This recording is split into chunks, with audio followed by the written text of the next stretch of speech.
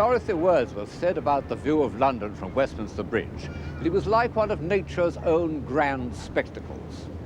Well, nature is violent and brutal, and there's nothing we can do about it. But New York, after all, New York was made by men. It took almost the same time to reach its present condition as it did to complete the Gothic cathedrals. At which point a very obvious reflection crosses one's mind that the cathedrals were built to the glory of God, New York was built to the glory of mammon, money, gain, the new god of the 19th century. So many of the same human ingredients have gone into its construction that at a distance it does look rather like a celestial city. At a distance. Come closer and it's not so good.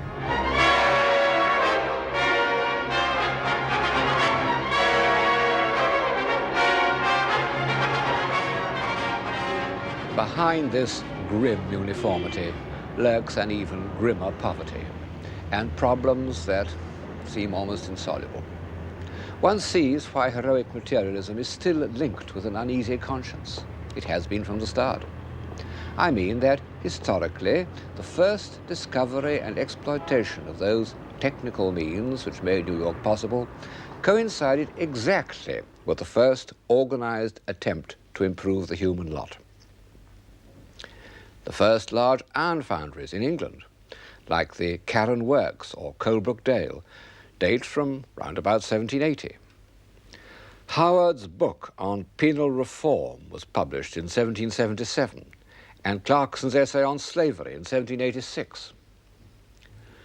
Clarkson laid the foundations of the anti-slavery movement and painstakingly discovered all the horrifying evidence. The political side was the life work of William Wilberforce, in whose house in Hull I'm now standing. I've often heard it said, by people who want to seem clever, that civilization can exist only on a basis of slavery. And in support of their thesis, they point to the examples of 5th century Greece, or of the antique world in general.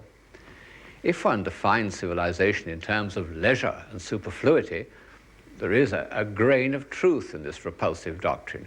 But I have tried throughout this series to define civilization in terms of creative power and the enlargement of human faculties. And from that point of view, slavery is abominable. Well, so for that matter is abject poverty. Poverty, hunger, plagues, disease, they were the background of history right up to the end of the 19th century, and most people regarded them as inevitable, like bad weather. Nobody thought they could be cured. All that was required was an occasional act of charity. This pretty scene is entitled Rustic Charity, and under it are written the lines, "Here, poor boy without a coat, take this halfpenny." Not an indication of very serious concern. But slaves and the trade in slaves, that was something different. It was esoteric. It wasn't something that surrounded one like the air, as homemade poverty did. And the horrors it involved were far more horrible. Even the unsqueamish stomachs of the 18th century were turned by accounts of the Middle Passage.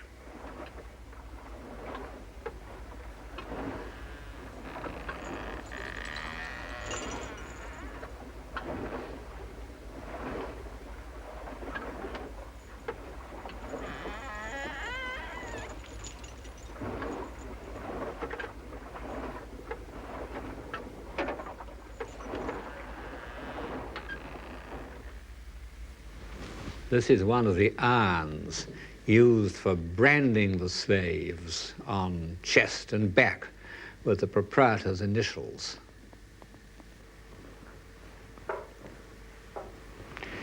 And this is the actual model of a slave ship which Wilberforce produced in the House of Commons to show how the slaves were crammed together.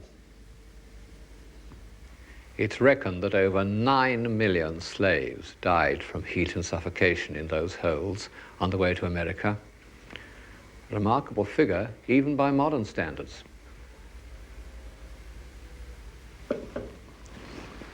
The anti-slavery movement became the first communal expression of the awakened conscience. It took a long time to succeed. The trade was prohibited in 1807, and as Wilberforce lay dying in 1835, slavery itself was abolished. Well, I must regard this as a step forward for the human race, and be proud, I think, that it happened in England, but not too proud. The Victorians were very smug about it, and they chose to avert their eyes from something almost equally horrible that was happening to their own countrymen.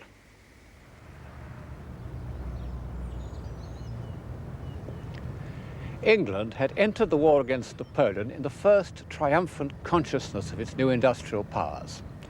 After 20 years, England was victorious, but by failing to control her industrial development, she'd suffered a defeat, in terms of human life, far more costly than any military disaster. I needn't remind you of how cruelly the Industrial Revolution degraded and exploited a mass of people for 60 or 70 years. After about 1790, there appeared the large foundries and mills which dehumanized life. Arkwright's spinning frame, invented in about 1770, is always quoted as the beginning of mass production, on the whole rightly. There he is, faithfully recorded for us by Wright of Derby, typical of the new man who was to dominate industry until the present day. He and his like gave England a flying start in the economy of the 19th century, but the result of their inventions was a dehumanization that obsessed almost every great imaginative writer of the time. From the start, poets had recognized the nature of the satanic mills. Robert Burns, passing the Carroll Iron Works in 1787, scratched these lines on a window pane. "We camna here to view your works in hopes to be mair wise, but only lest we gang to hell, it may be nae surprise."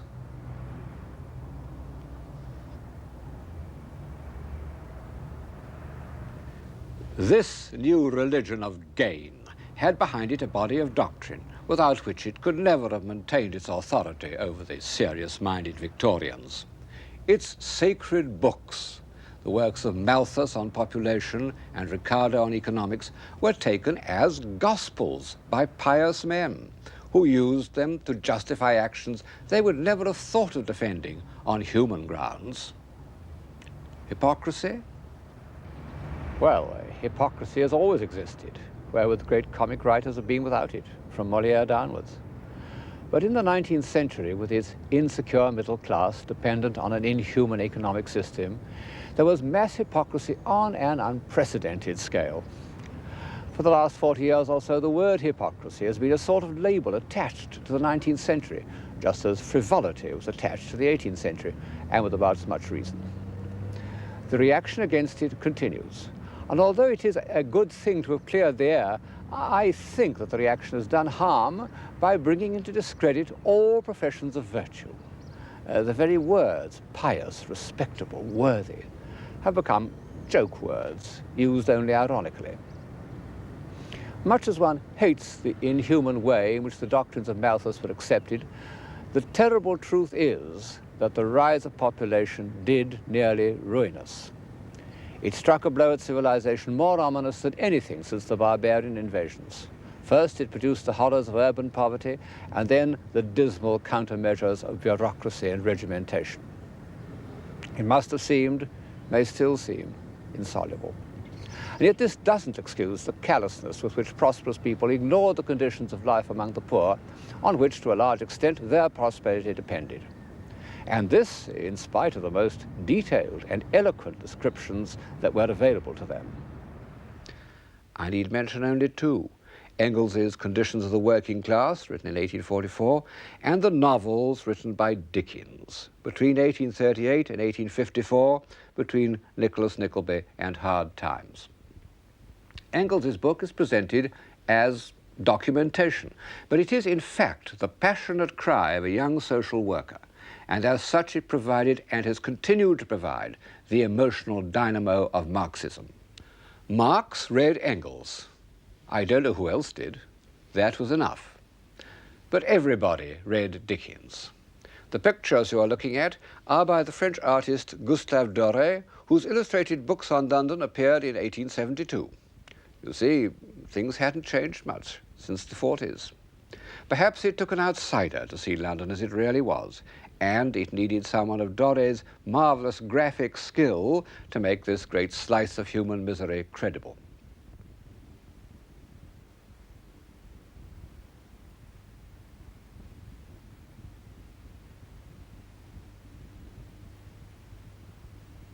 I think that Dickens did more than anyone to diffuse an awakened conscience.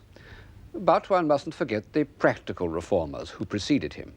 At the beginning of the period, the Quaker Elizabeth Fry, who in an earlier age would certainly have been canonized because her spiritual influence on the prisoners of Newgate was really a miracle. And in the middle of the century, Lord Shaftesbury, whose long struggle to prevent the exploitation of children in factories puts him next to Wilberforce in the history of humanitarianism. It's an almost incredible fact that in the middle of the 19th century there was no children's hospital in London, and children weren't taken into ordinary hospitals for fear that they might be infectious. Shaftesbury was one of the founders of the Hospital for Sick Children. Dickens helped to raise the money for it. And there is its first ward in Great Ormond Street. Here is its successor today. And as I look at it, I'm more than ever convinced that humanitarianism was the great achievement of the 19th century. We're so much accustomed to the humanitarian outlook that we forget how little it counted in earlier ages of civilization. Ask any decent person in England or America today what he thinks matters most in human conduct. 5 to 1, his answer will be kindness. It's not a word that would have crossed the lips of any of the earlier heroes of this series. If you'd asked St. Francis what mattered in life, he would, we know, have answered chastity, obedience, and poverty. If you'd asked Dante or Michelangelo, they might have answered disdain of baseness and injustice. But kindness, never. Nowadays, I think we underestimate the humanitarian achievement of the 19th century. We forget the horrors that were taken for granted in early Victorian England. The hundreds of lashes inflicted daily on perfectly harmless men in the army and navy. The women chained together in threes, rumbling through the streets in open carts on their way to transportation. These and other even more unspeakable cruelties were carried out by agents of the establishment, usually in defense of property. Some philosophers tell us that humanitarianism is a weak, sloppy, self-indulgent condition, spiritually much inferior to cruelty and violence. And this point has been eagerly accepted by novelists, dramatists, and theatrical producers. Of course, it's true that kindness is to some extent the offspring of materialism. And this has made anti-materialists look at it with contempt as a product of what the German philosopher Nietzsche called a slave morality.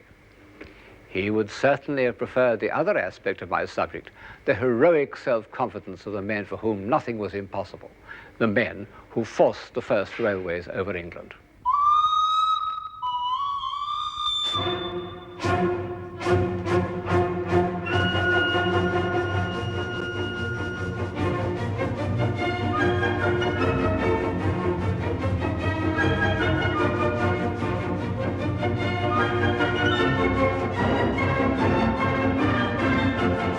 The railway engine created a situation that was really new, a new basis of unity, a new concept of space, a situation that is still developing.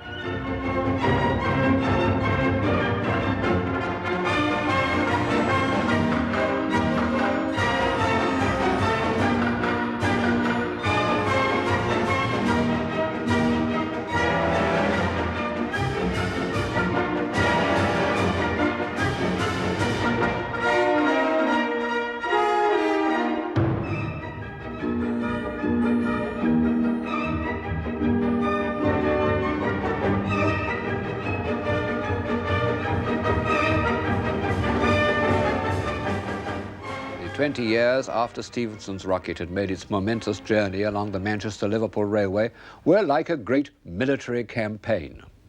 The will, the courage, the ruthlessness, the unexpected defeats, the unforeseen victories. The Irish navvies who built the railway were like a grande armée, ruffians who yet had a kind of pride in their achievement.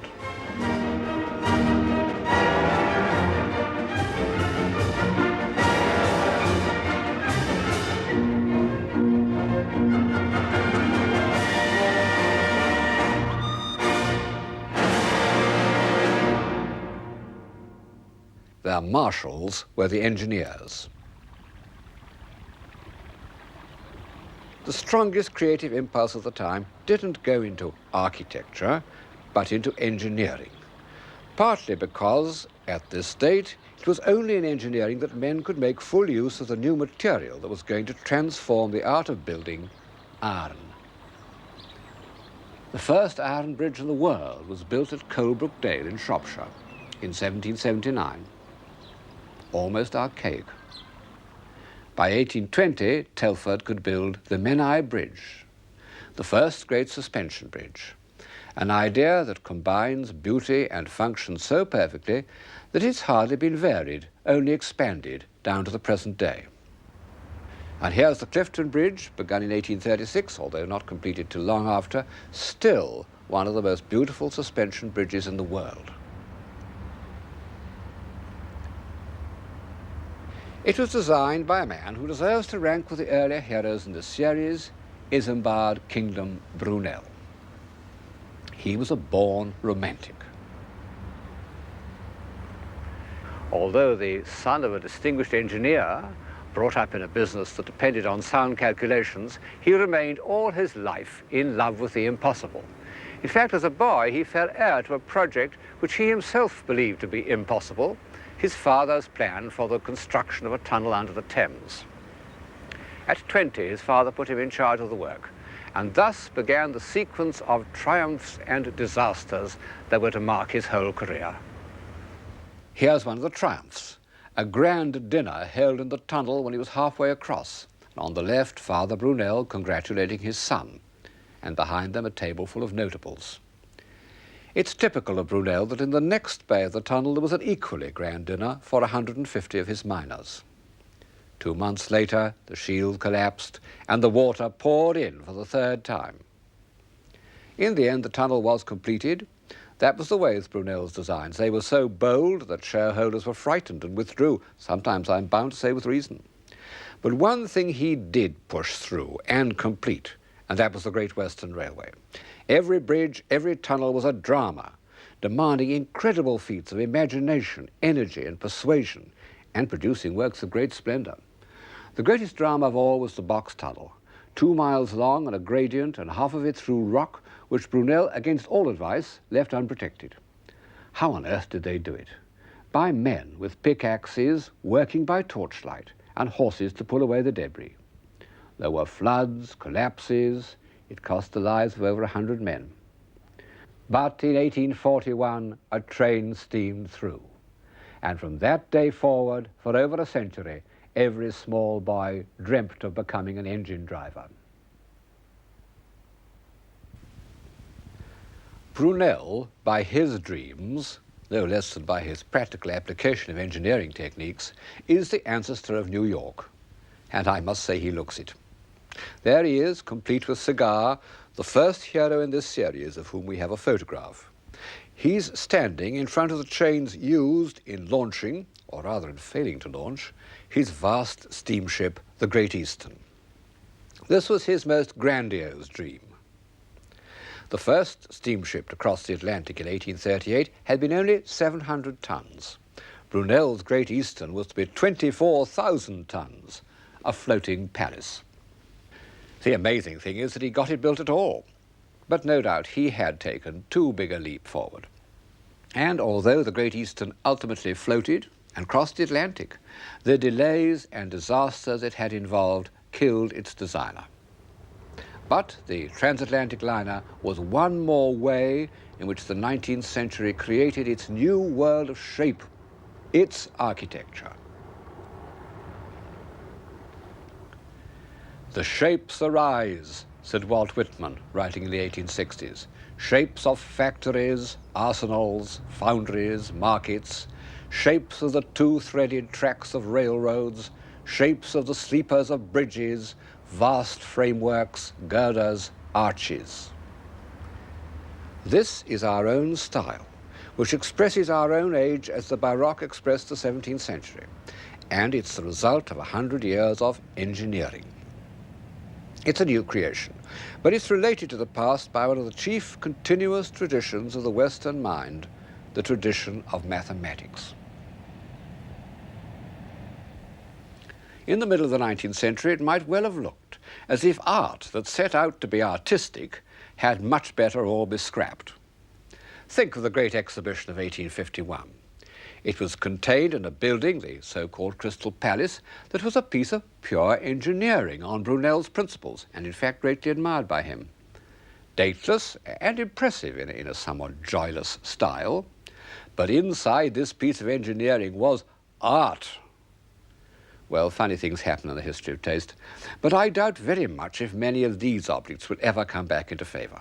The reason being that they are a giant spoof, not responding to anything new or controlled by any stylistic impulse.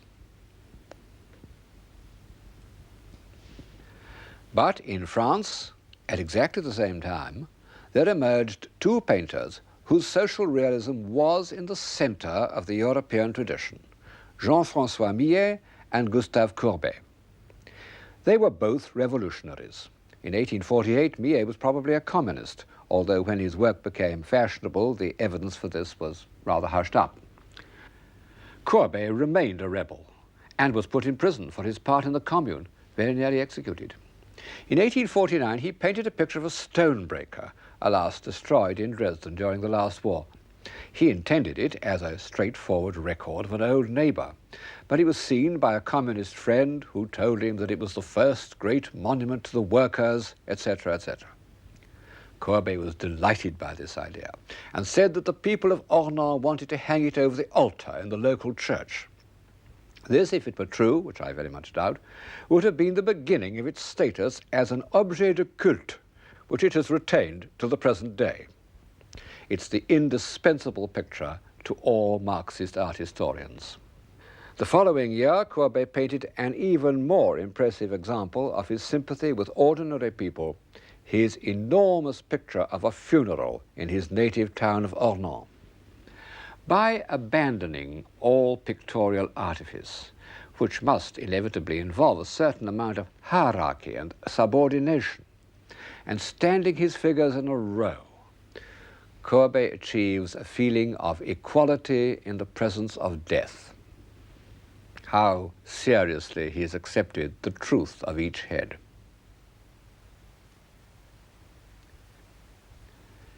But I mustn't leave you with the notion that the relationship between art and society is as simple and predictable as this. A pseudo-Marxist approach works fairly well for the decorative arts and for mediocrities. But artists of real talent always seem to slip through the net and swim away in the opposite direction.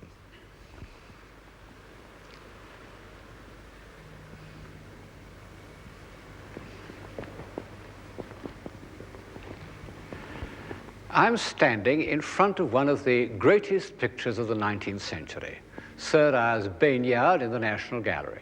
And although it contains factory chimneys and a bowler hat and proletarian boot tabs, it would be absurd to speak of it as a piece of social realism. The point of the picture is not its subject, but the way in which it unites the monumental stillness of a Renaissance fresco with the vibrating light of the Impressionists. It's the creation of an artist, independent of social pressures. All the greatest pictures of the late 19th century are quite different in subject and mood from what one might expect. And before one makes gloomy generalizations about the period, the miseries of the workers, the oppressive luxury of the rich, and so forth, it's as well to remember that among its most beautiful productions are these paintings by Renoir. No awakened conscience, no heroic materialism, no Nietzsche, no Marx, no Freud. Just a group of ordinary human beings enjoying themselves.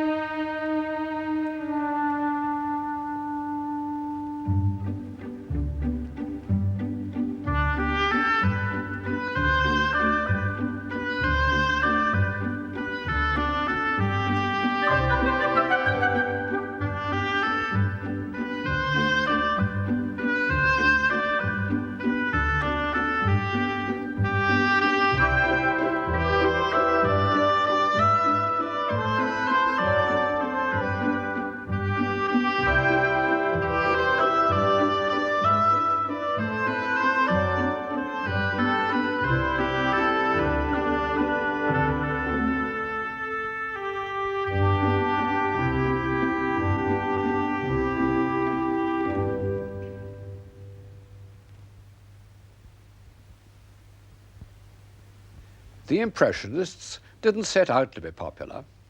The only great painter of the 19th century who longed for popularity in the widest possible sense was, ironically enough, the only one who achieved absolutely no success in his lifetime, Vincent van Gogh.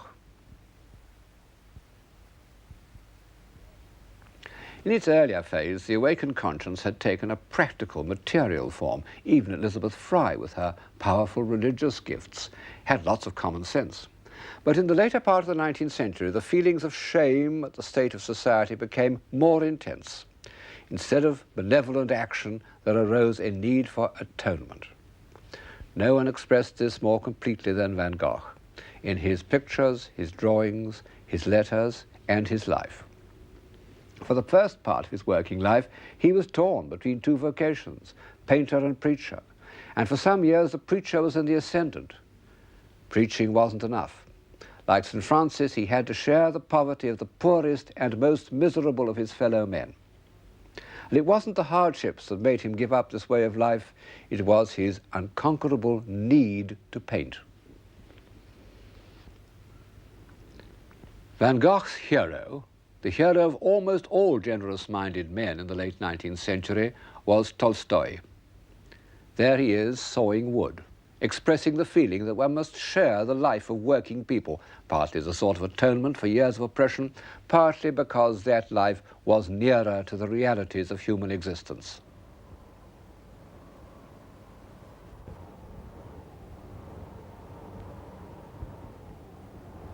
Tolstoy towered above his age, as Dante and Michelangelo and Beethoven had done. His novels are marvels of sustained imagination. His doctrines are full of contradictions. He wanted to be one with the peasants, yet he continued to live like an aristocrat.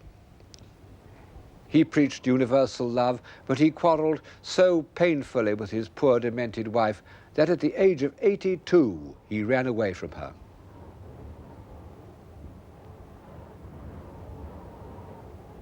After a nightmare journey, he collapsed at a country railway station.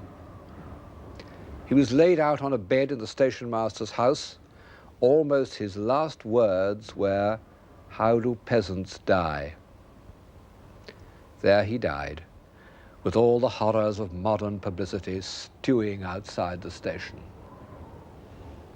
After his death, when the peasants were singing a lament, soldiers were sent in with drawn swords to stop them from mourning the subversive infidel.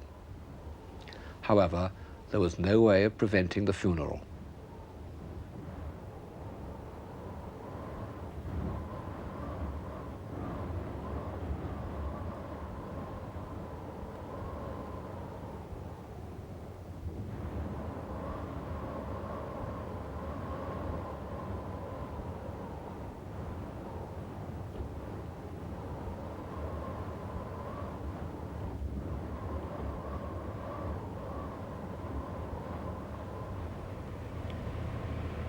That scene took place in 1910. Within 2 years, Rutherford and Einstein had made their first discoveries. So a new era had begun even before the 1914 war. It's the era in which we're still living.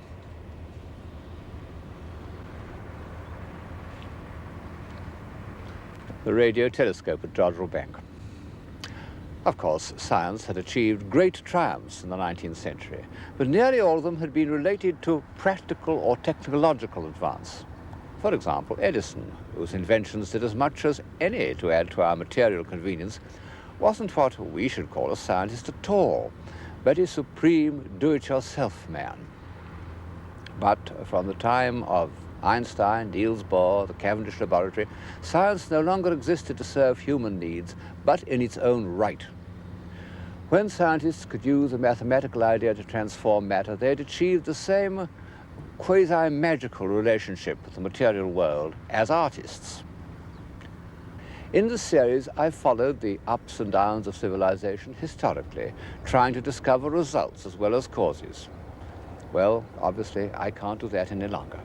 We have no idea where we are going. And sweeping, confident articles on the future seem to me the most intellectually disreputable of all forms of public utterance. Scientists who are really qualified to talk have kept their mouths shut. J.B.S. Haldane summed up the situation when he said, "My own suspicion is that the universe is not only queerer than we suppose, but queerer than we can suppose." 3, 2, 1, 0.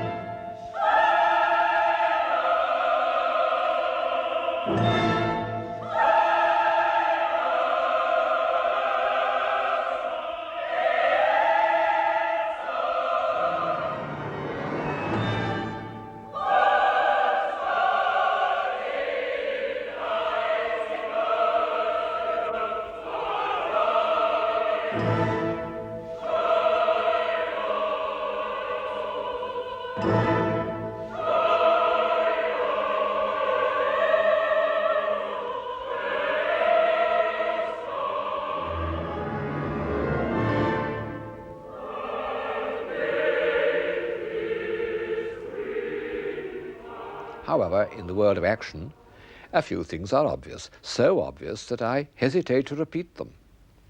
One of them is our increasing reliance on machines. They have really ceased to be tools and have begun to give us directions. And unfortunately, machines, from the Maxim gun to the computer, are, for the most part, means by which an authoritarian regime can keep men in subjection.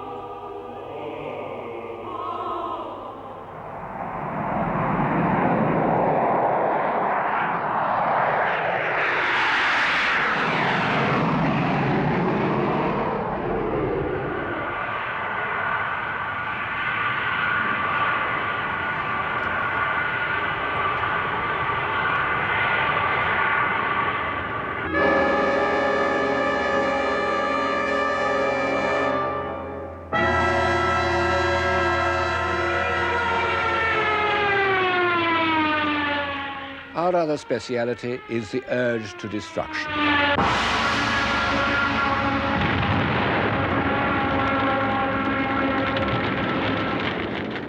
With the help of machines, we did our best to destroy ourselves in 2 wars, and in doing so, we released a flood of evil.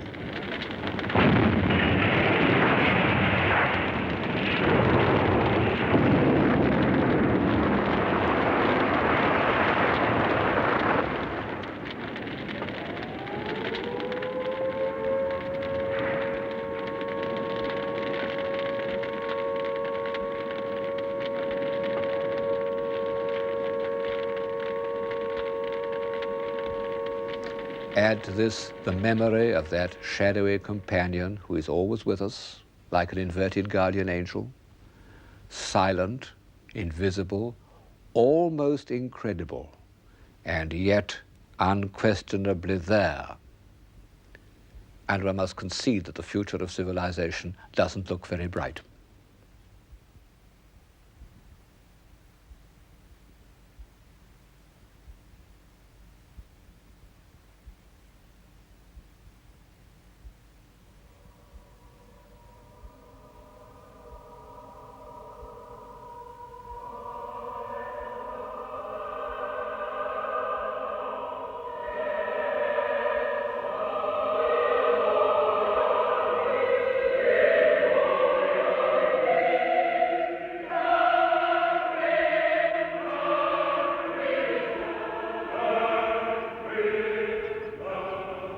And yet, when I look at the world about me in the light of these programs, I don't at all feel that we're entering on a new period of barbarism. The things that made the Dark Ages so dark, the isolation, the lack of mobility, the lack of curiosity, the hopelessness, don't obtain at all. I'm at one of our new universities, the University of East Anglia. Well, these inheritors of all our catastrophes look cheerful enough, and not at all like the melancholy late Romans or pathetic Gauls whose likenesses have come down to us. In fact, I should doubt if so many people have ever been as well-fed, as well-read, as bright-minded, as curious and as critical as the young are today.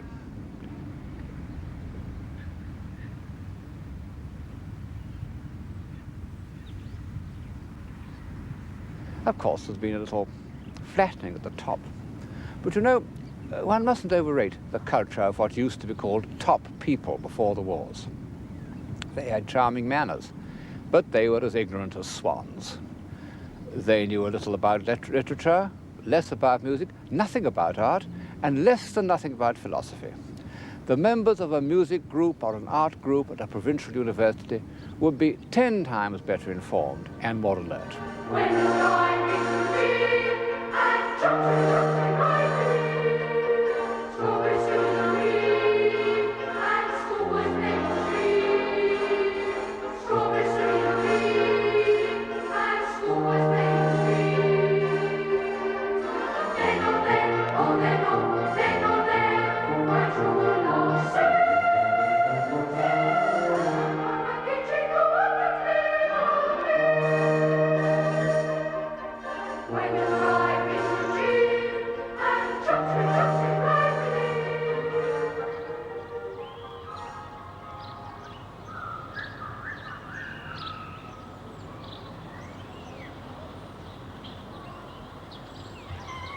Well, naturally, these bright-minded young people think poorly of existing institutions and want to abolish them. One doesn't need to be young to dislike institutions. But the dreary fact remains that even in the darkest ages, it was institutions which made society work. And if civilization is to survive, society must somehow be made to work. At this point, I reveal myself in my true colors as a stick in the mud. I hold a number of beliefs that have been repudiated by the liveliest intellects of our time. I believe that order is better than chaos, creation better than destruction. I prefer gentleness to violence, forgiveness to vendetta. On the whole, I think that knowledge is preferable to ignorance, and I am sure that human sympathy is more valuable than ideology. I believe that in spite of recent triumphs of science, men haven't changed much in the last 2,000 years. And in consequence, we must still try to learn from history. History is ourselves. I also hold one or two beliefs that are more difficult to put shortly. For example, I believe in courtesy, the ritual by which we avoid hurting other people's feelings by satisfying our own egos. And I think we should remember that we are part of a great whole, which, for convenience, we call nature. All living things are our brothers and sisters.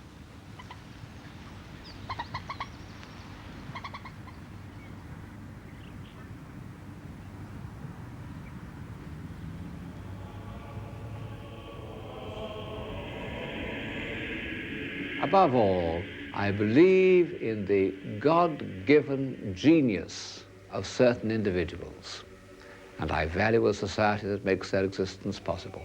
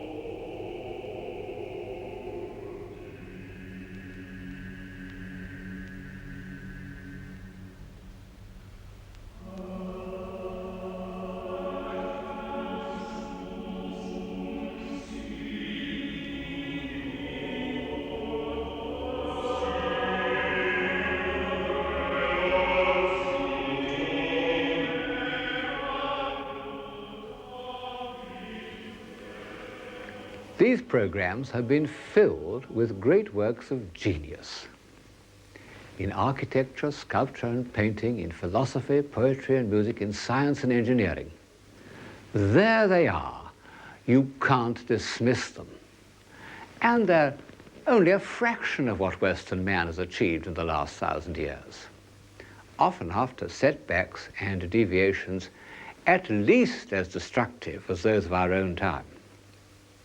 Western civilization has been a series of rebirths. Surely this should give us confidence in ourselves. I said at the beginning of the series that it's lack of confidence more than anything else that kills a civilization. We can destroy ourselves by cynicism and disillusion just as effectively as by bombs. 50 years ago, W.B. Yeats, who was more like a man of genius than anyone I've ever known, wrote a prophetic poem, and in it he said, "Things fall apart, the center cannot hold. Mere anarchy is loosed upon the world, the blood-dimmed tide is loosed, and everywhere the ceremony of innocence is drowned. The best lack all conviction, while the worst are full of passionate intensity." Well, that was certainly true between the wars, and it damn nearly destroyed us. Is it true today?